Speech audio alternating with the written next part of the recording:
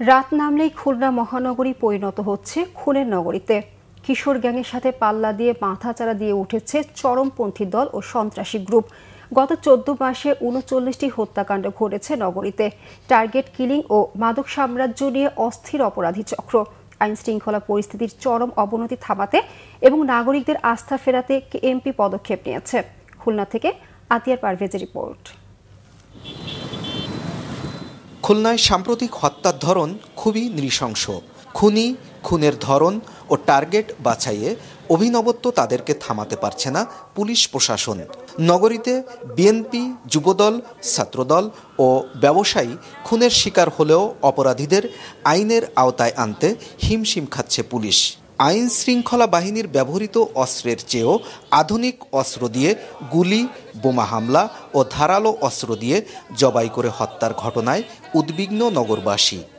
কালকেও গুলাগুলি হয়েছে আপনার ফুটিমার ওই ইজলতলা ব্রিজের রানী। আমরা চাই যাতে এই দেশে আমরা ভালোভাবে বসবাস করতে পারি, একটু ব্যবসা বাণিজ্যে খাতে পারি। আইন শৃঙ্খলাটা আরো একটু মজবুত হলে আমাদের জন্য সুবিধা হয়। এই যে দখল, চাঁদাবাজ, পুলিশের একটা কঠিন ভূমিকা পালন করতে হবে, সেইটা তো এখন নাই। কিশোর গ্যাংকে আগে প্রতিহত করতে হবে। প্রতিহত করতে পারলে তবেই দেখবেন যে দেশে কিছুটা হলেও স্বস্তি ফিরে আসবে। নির্বাচনকে সামনে রেখে অপরাধী চক্র যাতে খুন রাহাজানি করতে না পারে তার জন্য নানা প্রস্তুতি নিয়েছে পুলিশ। আমরা সামনে ইলেকশনের আগে এই সময়টা খুব গুরুত্বপূর্ণ। এই সময়টায় অস্ত্রগুলির ব্যবহার বাড়তে পারে, অবৈধ অস্ত্রের ব্যবহার বাড়তে পারে, মাদক কারবারিরা আরও অনেক বেশি অ্যাক্টিভ হতে পারে।